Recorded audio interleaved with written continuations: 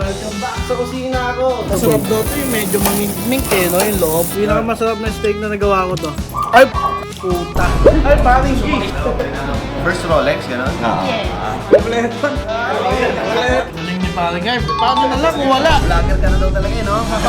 Hi guys! Another day, another watch. Meron tayong client ngayon. Bali-balita ko, taga-FPU din siya eh. Kami, puro mga taga-FPU, paring Hype, paring G, paring Relit. Si client, mamimili siya ng watch. Surprise gift para sa husband niya. Sabi muna, si nga pala, marami nag-aanap dyan. Anong kape mo ngayon, Gedi? Americano, ice, di ba? Favorite. Ito na, dyan na yung client natin, naghihintay. Ito na yung mga watches nila, pagpipilian natin. Klase ko to pare maging mabait ka dito Hey sir, good afternoon. Ready po. Ayun boss, Kakasal gift, ikakasal. Gift ni madam kay sir.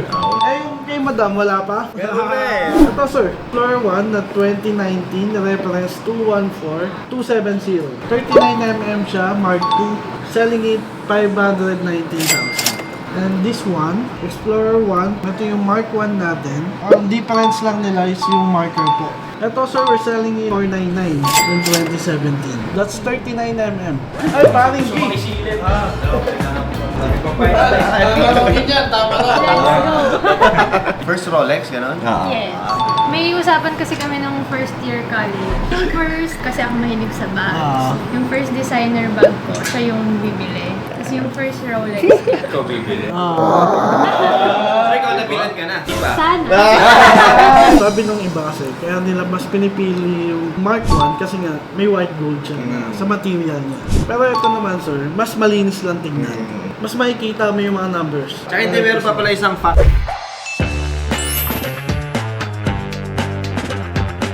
Yung brand sa Mark 1 na Mark 2 na mahaba sir yung minute hand ni Mark 2 versus Mark 1. Yung Mark 1 sir medyo short na konti. Kuya Ray mas siya Kompleto.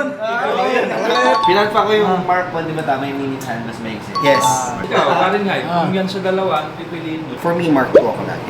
Because I like walang gold. Mas bago rin. Mas may value. The reason why they don't have the long hands for this one is because they used to do the Explorer 1 na 36mm lang. So they used the hands of the 36mm dito sa 39mm. Now came the Mark 2, nag-produce na talaga sila ng sakto sa size ng 39mm. That's why they already use the long hands. Galing ni paring guy. Paano na lang kung wala? Vlogger ka na daw talaga no?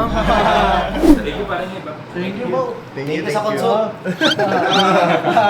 Ayun boss, kasi ang nasabi sa akin is mode of payment nyo is credit card, di ba? Usually, we don't give discount talaga kapag credit card. Complete set na? Yes, complete set. Daddy! Bakit sa kanya ka nakikita? Sa akin. Daddy po, thank you, thank you. So yun, napili nila yung 2019. We sold it for 519,000 credit card payment siya. kung gusto nyo magpa-PPF masasuggest ko gagamitin mo yan sa Friday sa wedding yun ingatan mo na lang na huwag mong gaskasan after mo na Kasi yung PPF natin, it takes 5 to 7 days talaga. For the oyster is 15,000 yung legacy po. Sir, bigay ko lang yung gift check from Doc Nina. 5,000 gift check kay mobile card po. So, meron silang mga Apple products, iPhones, yan. Thank you. Yun, sir. Then yung Dandy Lodi na large. Yun, sir. Yung watch ni boss. Then yung card, manual, resibo niya. Isa na link na tinanggal natin, guys. Complete with box. Kuya G, box. Yun, sir. Thank you. Thank you. Dandil, sir. Thank you. Ayun na, guys. Dandil na. Medyo nagutom ako dun, ah. Ano? food tripping mo na naman kami Ang gagawin natin, luto tayo. Food trip tayo, guys. Na tayo sa bahay o ano? Basta. Welcome back sa kusina ako. Kanina, di ba, nagutom tayo? Kanina, may dandil. Bumili ng Explorer 1. Ayun, kasama natin si Paring Relit. Gugutom daw siya. Ang sarap po maging kaibigan. Siyempre, pagbibigyan natin, basta tumunog yung tiyan. Lulutuin mo ngayon, Kuya Job? Ribeye steak, USDA. Ano USDA? Ano ibig sabihin, US grade siya, Bo? Tignan mo yung marbling, Bo. Yun yung pots sa gitna ng mga meat. Pag mas maraming mga pots sa mga gitna-gitna, Bo, yung mga maliliit na yan, ibig sabihin, mas malambot yan. Tignan muna natin to. Ang daming request sa comment section, Kuya Job. Steak daw talaga. Steak daw. Hugasan muna natin. Hindi pwedeng madumi. Okay lang pala yung hinugasan ng steak. Hindi siya ba mawawala yung juice niya, ganun? Tingin ko okay lang eh. Clean. Naiiwa ka yan sa factory. Basta okay nang nabawasan yung sarap, kaya sa nadagdagan yung dumi. Tagline, no? Timpla na natin. Salt and pepper lang naman po. Rosemary. Ano, rest muna natin ng konti. 10 minutes, Bo. Pwede nang ihawin. Ano, gawin muna natin kaya yung mashed potato. Pwede. Oh, ba't tinanggal mo yung balat? Iba naman ngayon. Ihawin na kaya natin. Nagdudugo na eh. No? Tara, oo. Palit Cholo. Ano, tulong kita. Dakan tulong ah. Kayo. Ocho, baka mabuo. Chol, laki mo ah. Si paring Relo, pare dumating oh. Ha, si parang makoy, nakaamoy. Oh, puta, uling pa lang oh. Maraming kritik eh, no? Kaya mo, isa lang naman yan sasabihin mamaya, masarap.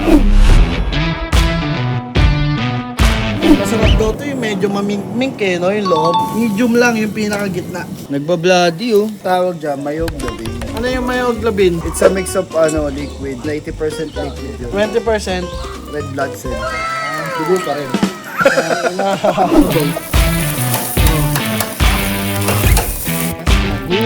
Ito daw, medium, gitna lang. Ano, tara.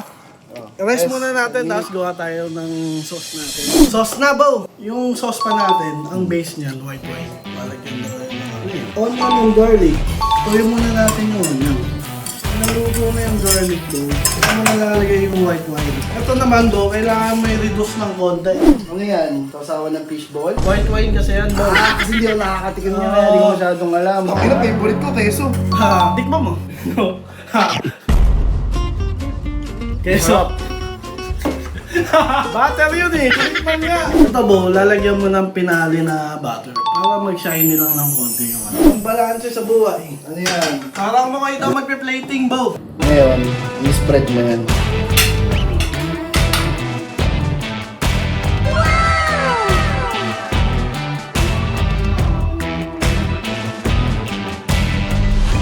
Serve na natin sa tropa to.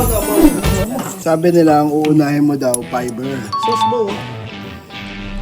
Ito natin, ito ni Kuya G. Solid. Ikaw, Sarap. Bo. The perfect bite. Kamusta? Tikman mo na. Ay, puta. Masarap. Pinakamasarap na steak na nagawa ko to.